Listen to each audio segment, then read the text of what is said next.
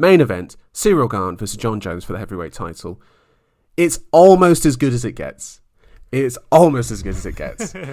Yeah, it's 95% of the way there, and we wouldn't even know about that 5% had it not been for the existence and reign of a certain Francis Ngannou, no longer with us in the UFC, but still holds a deep place in our hearts. Absolutely. Does take a little bit of shine off of this fight, but we've been through that in prior pods. We're going to move forward with what we have, which is a fantastic, intriguing matchup. 11 years in the making. Jon Jones is ready to fight at heavyweight. He's finally bulked up. Now, actually, that's where I want to start. Jon has taken 3 years to bulk up to get to heavyweight, having fought at light heavyweight before. When he was fighting at light heavyweight, he was around about 220 in the 230 range, depending on which fight he was in. It tends to be in that range. And he's taken his time to bulk up. Now, do you think he's... Because there's a weird thing with Jon in this fight, is that there's a real unknowable about him. Is like, is he going to actually push the heavyweight limit? Is he going to weigh at 265? Because there's no way he's going to do that. That'd be a ludicrous thing to do. Yeah, I mean, when you think about other heavyweights, not with a similar build to Jones, but you think about the guys who are pushing the heavyweight limit. There's two models of that. There's well, you already mentioned him, Justin Taffer. Yeah. There's the Justin Taffer mold. Yeah. So the how do we say, the bulk in its natural flowing glory. You know? So like stocky fellas. Yeah. Augustus Agai. Yeah. Walt men Harris. Not usually known for their cardio. Yeah. Yeah. Walt Harris, and then you have Francis Ngannou. Yeah.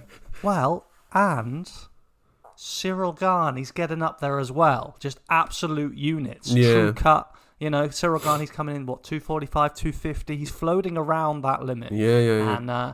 And he's lean, sleek. He's a true heavyweight. Yeah.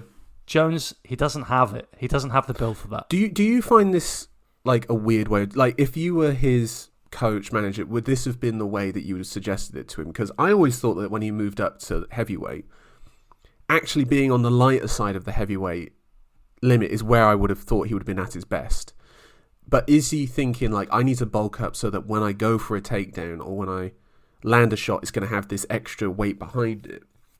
Because, I don't know, to me, I always thought the speed was going to be his great advantage at heavyweight. Well, I think you've hit the nail on the head there, Joe. I would have felt the same, but it's about the evolution in that heavyweight division. Yeah. The modern heavyweight is a fast-moving athlete who can fight for 15, if not 25 minutes. It's not all about explosive power, but more that endurance as well. Now, the thing is, that means he doesn't have a necessary advantage stepping up and fighting Ciryl Gane. I don't think he's going to actually have the speed or movement advantage against Gane. So where's he going to find his advantage? It could be, as you say, in the wrestling game, where he's really going to need every pound, and he's going to want Gane to carry those pounds and try to sap him of some of his movement and athleticism. Yeah, I mean, that seems to be the obvious game plan for Jones, isn't it? Is to implement a wrestling-heavy approach. I don't know if that's actually physically possible, though, because you see a guy like Curtis Blades, who is a natural wrestler, who has, in the past, remember the Volkov fight, where Blades just endlessly was taking Volkov down and gassed. Like, he couldn't do it for 25 minutes. It's too difficult of an approach. So I feel like if Jon is going to go for this wrestling approach, he can't do it for all 25 minutes. And he knows that. He knows he can't do that for 25 minutes. So at what point then, what do you mix into that then? Yeah, go on. Yeah, well, this is where the questions of the fight, they really lie. I mean, Jones, let's just talk about how he's had this reign of dominance over the light heavyweights. What have been his key tools here, and will he still be able to carry them through the heavyweight? The long legs, the long arms. Yeah, it's the reach, all right? Well covered, longest reach in the UFC, 84.5 inches. And as you say, he's able to get every inch out of them, especially with his kicking game. For me, that's where Jones truly excels. He's never, for me, really carried the power in his hands. No. But the variety of kicks and the selection is what sets him apart from competition so far. So everybody knows the teep kick, that check kick, when the opponent loads up on the front foot to try to unload their own strike. Jones is there with that teep kick, which checks the knee.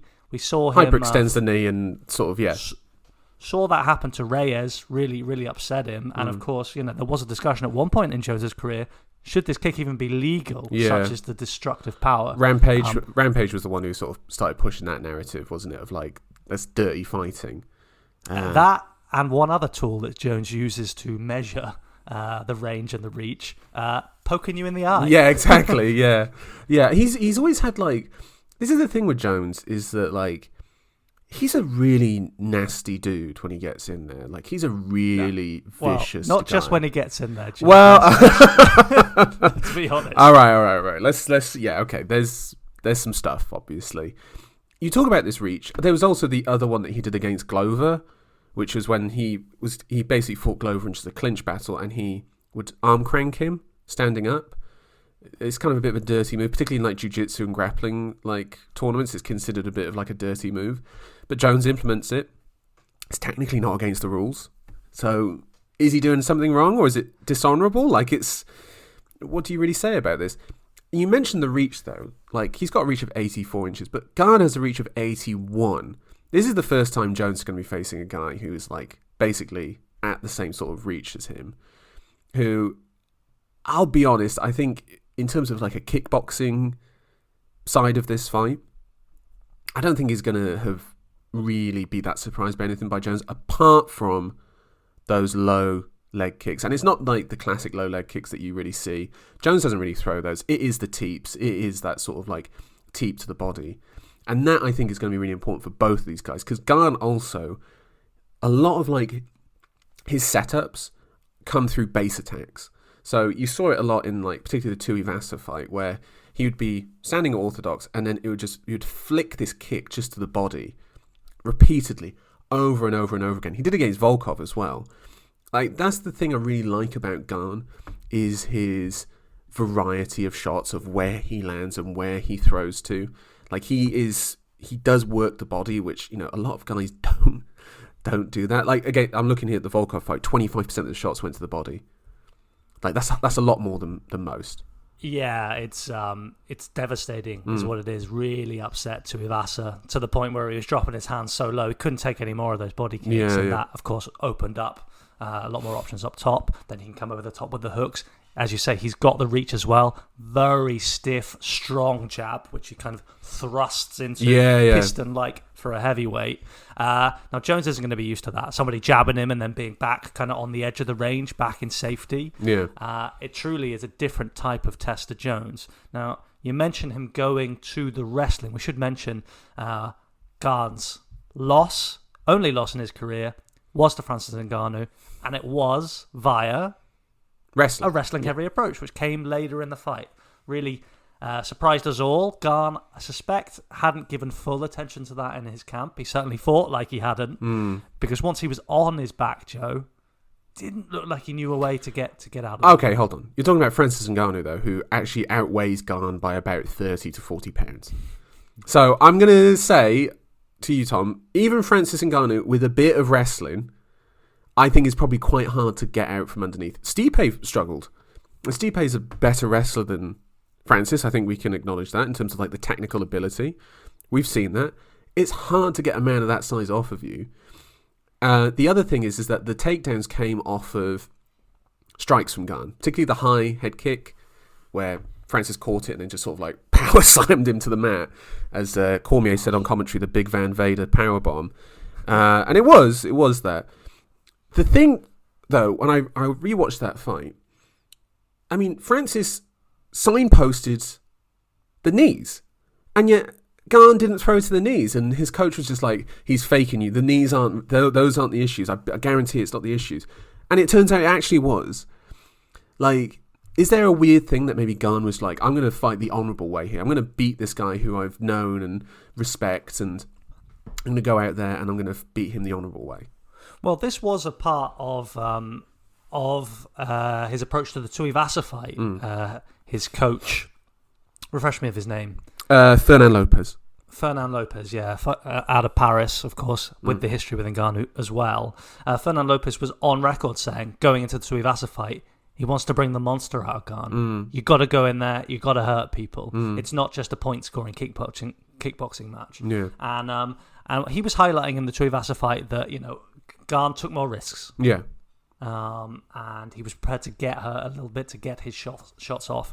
Now, yeah, I think there was an element of that against Francis. That Gane's a gentleman. He's a very likable guy. Yeah. Hard to imagine that he really likes Jones in the same way. And obviously, having suffered that setback to Ngannou, I don't think it's going to be a big issue for him. I think one or two eye pokes from Jones and Gane will be ready to hurt him. Yeah. I think that's something that I really question about this fight as well on the feet, is that I think it could end up in a bit of a stalemate. Are you getting this impression? Because rewatching their fights, they're very happy to disengage when they're not in position and they can see a guy coming like, whoa, Nelly, hey, this is on my terms, mate, not yours. Like Jones did that against Thiago Santos, did it against Dom Reyes, even did it against Anthony Smith. He didn't need to do it against these guys. He probably could have waded in there and finished them. That was what I got from rewatching those fights, is that Jones, I don't think, was motivated in any of those fights. And he was just happy to cruise, like particularly when he got to like rounds 4 and 5, where I'm like, all right, I can see this out. I know what I'm doing now. I can get through this. And it even came out, Luke Thomas quoted this. He spoke to Brandon Gibson, Jones' striking coach, and he said, why didn't Jones go for a takedown? And he thought, well, Santos has got so much power coming up the middle that I'm just not going to risk it. Like, I'm just not going to risk it. It's fine. Whereas, would a younger Jones gone like, oh, he's got that coming through the middle. Am I going to, can I go for my takedown? Right, I got it now. Like, I felt like he was going to go for it. There's some interesting comments from Jones about Thiago Santos, actually, in the round. Yes. Do you have the quotes? Yeah. Do you have it in front of you there? No, I don't. Yeah, so he basically said that Gane doesn't offer anything in terms of like speed and mobility on the feet or as a kickboxer, because he's fought guys like Thiago Santos, which I just found absolutely bizarre. Yeah, he said he described Santos as technical and explosive, where it's like he's definitely explosive. Yeah, explosive. Technical, no. If it's like, it depends on what your definition of technical is. Is it, agility, balance, setups, linking attacks? Or is it he threw some spinny shit and it was fun? Like, do you know what I mean? What, just explode on the centre line? What's your favourite Santos exploding, like, through the centre? It's probably Jimmy Manuwa. Oh, I was going to go the Hermanson one. Do you remember the Hermanson one? The switch kick to the body, and then he's just hooks, running forward. Just charging forwards. Yeah, and then Hermanson was like, oh my God, get me out. Yeah. Yeah, I'd like to get a list of commentators and we copy down every word they say, see how long it gets the word technical to describe that. So very strange from Jones. Yeah. I got to say. Now, Joe, my take here is when we see Jones and Gane on the feet, you say they've both got a tendency to disengage. They like to, pick their moments, pick their opponent, wear them down from the outside, generate the openings. I actually think Gane will outpoint Jones in that range. And I think Jones will become pretty apparent pretty quick. He's got to be going after him. I think Gane is harder to hit than Jon Jones. Now, Jon Jones has got a fantastic striking defense, but the movement of Gane is really, it's something else, Joe. Yeah. It's something else. He's so light on his lead foot, bouncing in and out, measures the range just perfectly. I think he'll cruise away from Jones in that range. If it stays in that range, though, if it stays in that realm. Which is why I'm saying, I don't think, you mentioned a stalemate. A stalemate means that Jon Jones loses. Do you reckon? That's interesting. Yes. Now, let's talk about the wrestling. My issue with Jones with the wrestling comes down to the bulk of, like, is he going to have the speed to get to Gane in an open mat takedown, Tom? I'm asking you this question directly. Because you need to have the speed and power to get to it. I haven't seen much of Jones. Of course, we don't know at heavyweight. But what I can say is that in his last fights, I've seen a slower, more plodding Jones and a little bit of footage of him hitting some pads.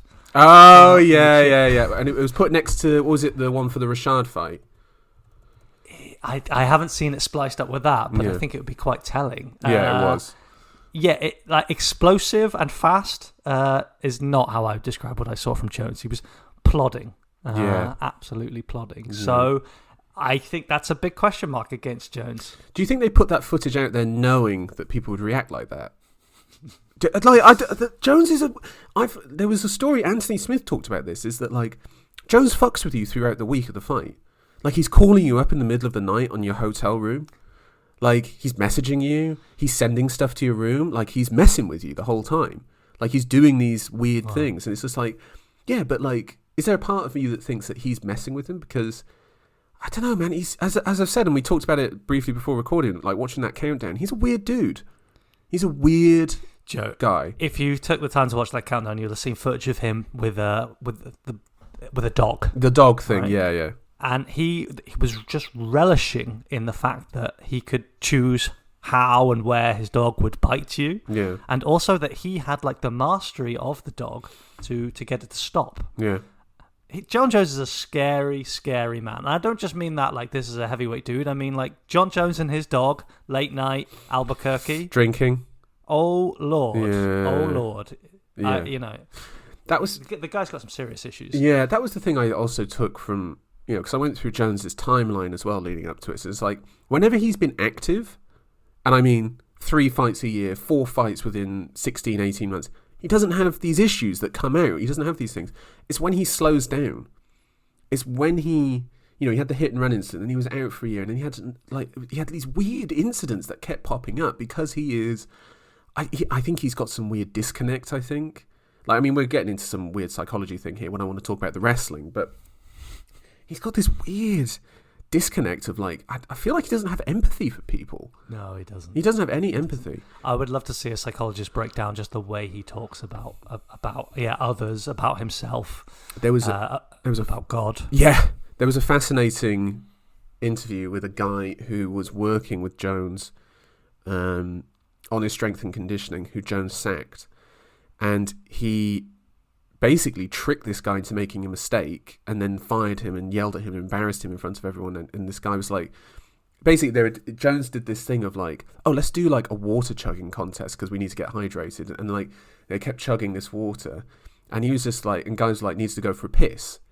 And so guys were like going out round by the side of the house to go piss against the wall and then go back in because, the toilet was too far away because he wanted to just keep working. And this guy, he was just like, oh, I need to go. So he's like, oh, no, hold on, I need you to do this with me. So he delayed him going for a piss. And in that time he delayed him, Jones's fiancée and kids had come home. And then the guy finally went out for a piss. He came back and John lambasted him for saying, like, you exposed yourself in front of my family. Like, my family could have seen that. Like, this sort of thing. And the guy was just like, whoa, what are you talking about? Like, that's where you send us to go piss. And he's just like, my family's in this house. And you do that. Like, yeah. It's really weird. And, like, he got sacked. And Jones even, like, acknowledged this. And he posted some video online about where the guys were going to show that they were going there. And that this guy went later to almost be like, oh, no, he waited to go there when my family was back. And it was like... It's a weird man, isn't he? He's a weird dude. Joe, I mean, I don't want to stray too much away from the fight, but there's one other thing I want to add on this point. There is footage out there on the internet of Jon Jones at night running through Texas with a shotgun. Yeah. And you could splice that into any Netflix murder mystery and it would fit right in. Just this silhouetted figure, tall, lanky, kind of slender man guy, sprinting with a shotgun. With a dog that he can train to attack on people? Yeah, I mean, really. All right, can I go back to the wrestling just quickly? Yeah, well, I think we should. Yeah, I don't think he's going to get a takedown from open mat. It's going to have to be from a clinch. And it's going to have to be from blitzing Gane back to the cage and getting a clinch from there. I think he's going to have to work a clinch game to get anything going. I mean, and also his strikes and also some dirty tricks in there, the arm cranks, that sort of thing. I think Jones is going to have to do that to get to any sort of wrestling approach. Do you agree or disagree on that? I agree 100%. And Joe, I don't think he's going to be able to do it. No. I've picked Ciryl Gane to win the fight. Yeah. How have you picked him? By decision. That's interesting. That's really, really interesting. I, about 2 weeks ago, I was thinking about this fight, and I was just like... And it crystallized to me what I think is going to happen. And just like, no, that's it. I figured it. I figured it out. And I saw some other people talking about it, and they were like kind of going on the same thing. Like, I'm onto something. And then just something happened this week, which was watching Jones and knowing he's back, and the character, and the fact he's such a sportsman and an athlete, and that he's a competitor, and that he's got this drive. And he wasn't motivated for those last 3 fights. And when he's motivated, this is a vicious dude.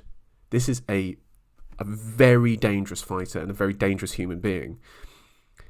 And it's like something twinged inside me where I was just like, there's something about this guy. And then I clocked, it's 3 years since his last fight.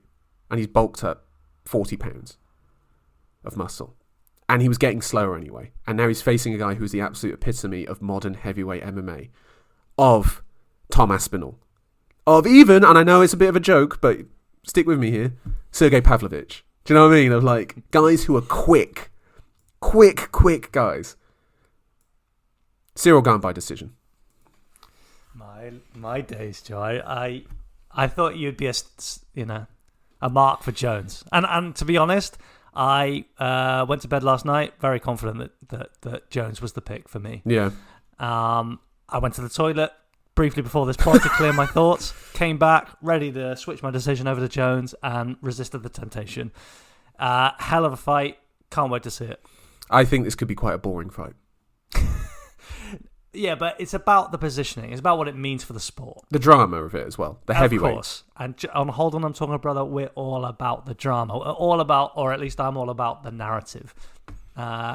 Yeah, it might be a little bit of a boring fight. Jon Jones fights, Joe, I'll be honest with you, they often are, especially of late. When he was the young rookie coming through, fighting Shogun Rua. Yeah, but those fights aren't relevant now. He doesn't do most of that stuff. He doesn't throw the spinning stuff in the same way. He doesn't do these crazy athletic stuff because he's a man in his mid-30s now who's taken a lot of damage. He's Ronaldo after he went to Real Madrid, yeah. you know? He's not a tricky winger anymore. Oh, right, yeah. He's just basically like a cannon that you have to line up into place before it really works. Yeah.